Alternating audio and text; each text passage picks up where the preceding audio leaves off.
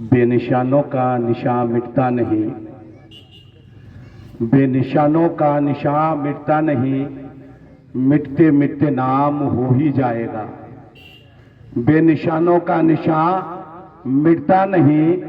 مٹتے مٹتے نام ہو ہی جائے گا۔ سائلو دامن سخی کا تھام لو، سائلو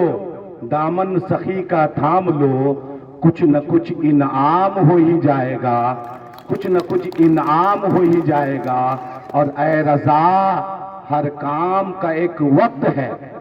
اے رضا ہر کام کا ایک وقت ہے، دل کو بھی آرام ہو ہی جائے گا، دل کو بھی آرام ہو ہی جائے گا۔ اور اگر دور بیٹھیں تو ہم کوششوں سے، اگر دور بیٹھیں تو ہم کوششوں سے، کھو ڈالے گی ہم کو غفلت ہماری، کھو ڈالے گی ہم کو غفلت ہماری۔ ہنرمند کی قدر کرتی ہے دنیا، ہنرمند کی قدر کرتی ہے دنیا، ہنر ہی سے ہے شان و شوکت ہماری، ہنر ہی سے ہے شان و شوکت ہماری۔ اور میں میڈم محترمہ حسن آرا سلیم صاحبہ کے نظر کر رہا ہوں، ڈیڈیکیٹ کر رہا ہوں کہ میرا وجود سمندر ضرور ہے لیکن، میرا وجود سمندر ضرور ہے لیکن میں اپنی روح میں صدیوں کی پیاس رکھتا ہوں، میں اپنی روح میں صدیوں کی پیاس رکھتا ہوں۔ جتنے پڑھے لکھے لوگ ہیں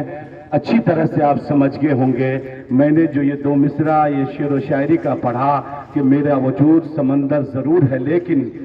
میں اپنی روح میں صدیوں کی پیاس رکھتا ہوں، یہ دونوں مصرے میں، یہ دو لائن میں میڈم کی زندگی یعنی سراپا سر سے قدم تک ان کی پوری زندگی، ان کا پورا مشن، ان کی پوری آئیڈیالوجی اور ان کا شجرہ نشب اسی دو لائن کے اندر آ گیا ہے کہ آپ جو ہیں ایسے خانوادہ سے، ایسے خاندان سے اور ایسی شخصیت سے آپ تعلق رکھتی ہیں، ایسے خاندان سے تعلق رکھتی ہیں جن کا نام جو ہے پوری دنیا کے کتابوں میں، لائبریریوں میں اور اتہاس کے پنوں میں سنہرے حروفوں سے لکھا گیا ہے، کیونکہ مولانا ابوالکلام آزاد کو آپ نے بھلا دیا، آج کی سرکاروں نے بھلا دیا ہے، لیکن انہوں نے دنیا میں رہ کر جو ہندوستان کے لیے کام کیا ہے، ہندوستانی قوم کے لیے کام کیا ہے، ہندوستان کی ترقی کے لیے انہوں نے جو کام کیا ہے، ہندوستانی سماج کے لیے جو انہوں نے کام کیا ہے، ہندوستانی سماج کو ایک ہی بینر تلے، ایک ہی قومیت کا جو انہوں نے کنسپٹ دیا ہے، تو رہتی دنیا تک مولانا ابوالکلام آزاد کو نہ بھلایا جا سکتا ہے، نہ انہیں مٹایا جا سکتا ہے، کیونکہ ان کے کام جو ہے آپ کو ہندوستان کے کونے کونے میں، ڈگر ڈگر میں، نگر نگر میں اور ایجوکیشنل انسٹیٹیوٹس کے ٹیوشنز کے دیواروں میں آپ کو مولانا ابوالکلام آزاد کے خیالات نظر آئیں گے، کیونکہ مولانا ابوالکلام آزاد ایسے لیڈر تھے جنہوں نے ہندوستان میں جب دو قومیت کی بات چل رہی تھی، ہندوستان اور پاکستان کی جب بات چل رہی تھی، اس وقت وہ چٹان بن کے کھڑے ہوئے اور انہوں نے کہا کہ مذہب الگ چیز ہے، قومیت الگ چیز ہے، آپ لوگ بٹوارہ نہ کرو، کیونکہ اگر بٹوارہ کرو گے تو پھر جو الگ دیش کی کانسیپٹ رکھتے ہیں وہ بھی پچھتائیں گے اور ہندوستانی مسلمان بھی پچھتائیں گے۔ یہی وجہ ہے کہ انہوں نے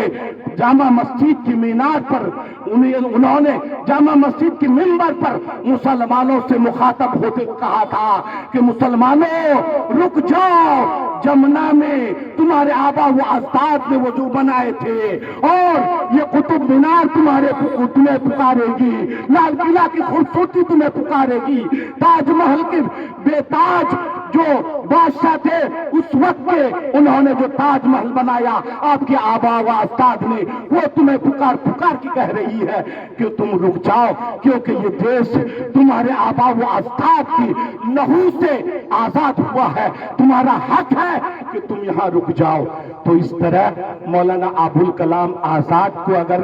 آپ پڑھنا چاہیں تو آپ کو اور کسی کی زندگی پڑھنے کی ضرورت نہیں ہے، کیونکہ ابوالکلام آزاد ہی ایسی شخصیت کے مالک تھے کہ ایک انسان کے اندر، کل دوران گفتگو ہم نے میڈم سے کہا تھا کہ اللہ تعالیٰ نے ساری خوبیوں کو مولانا ابوالکلام آزاد کے اندر جمع کر دیا تھا. یعنی وہ ایک بہترین عالم بھی تھے،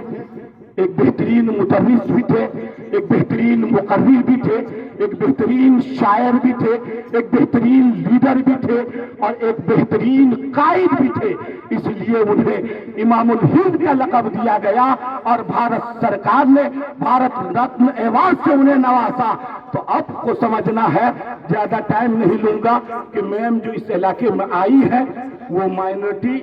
ایجوکیشنل کانفرنس جو آج ہو رہا ہے، یعنی مائنورٹی کی